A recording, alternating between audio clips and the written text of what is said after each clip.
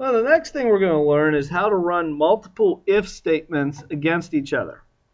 So you've seen two examples, one where we did a coin flip where there was an if and an else. And then you saw another example where multiple if statements tested multiple conditions. But now let's think about an example such as your grade. If your grade is a different percentage, it could still only at the end of the day equal a certain letter. If you have 90% or above, it's an A. 80% and above is a B. 70C, 60D, anything below is an F. So we can create a program that tells you what letter grade you have based off the percentage you enter in, which is what we're going to do. For this, we need an integer. We'll call it integer student because it's the student entering the percentage. We're going to use a string that returns the grade. So we're going to ask our user, we'll use our print line, enter your percentage for the class. Cool. And it's going to be student equals, I already have my keyboard for the scanner, keyboard.next. Now, I did make a mistake.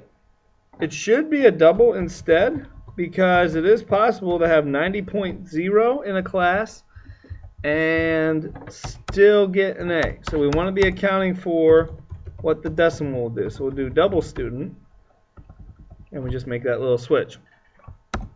Now we're going to begin the comparison. So you're familiar with comparing one or the other using if for one condition and else for the other. But what if we want to do three or more? This is where we use the phrase else if. Combine the two at each end to fill everything in the middle. Whoever came up with that was thinking on their feet. So, if grade is greater than or equal to 90.0, because it could be equal to that and still get an A. Do a brace. We're going to do a comment here. And I should have used what instead of grade? Student, because that's the information we have. And end grade A check. Checking to see if the student has an A. If that's the case, then we want the grade to equal A. Now,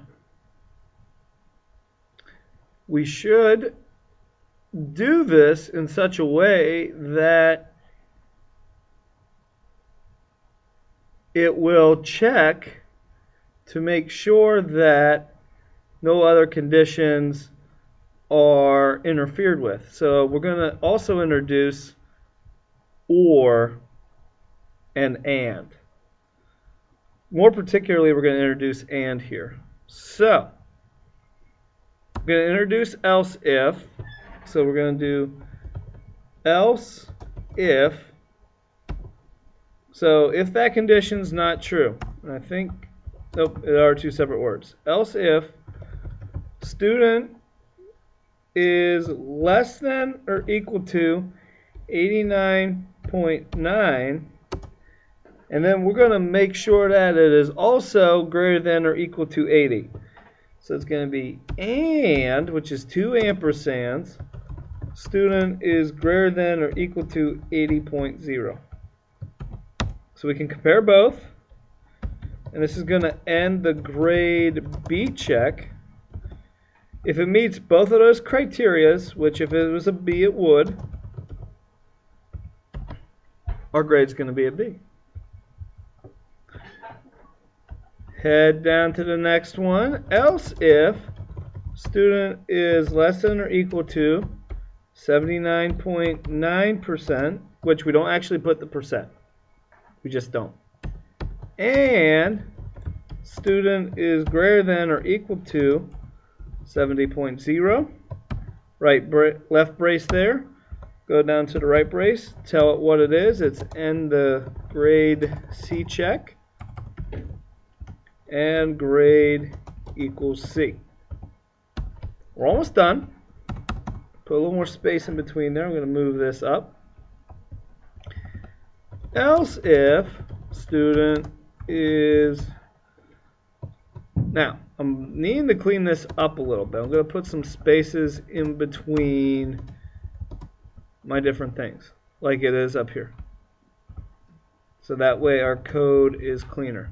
Student is less than or equal to 69.9, and student is greater than or equal to 60.0. This is going to end grade D check, and grade equals a D. Now, if you don't have an A, you don't have a B, you don't have a C, you don't have a D, that means you have an F. So, when all else fails, you're going to have an F. So, else, we don't need to do anything for the else scenario because it exhausted all other possibilities. So this will be end else, and it'll be grade equals F. And after it checks it, it's going to print out the grade. Let's go ahead and give it a run here real quick to make sure it worked. If I have a 92%, I have an A. Don't want to put the percent sign in, otherwise that will mess up the grade. 79, I have a C. 60.0, I have a D. If I have a 47, well, better luck next time. That is how you run multiple if statements against each other. It's taking the same piece of data and checking it against multiple conditions.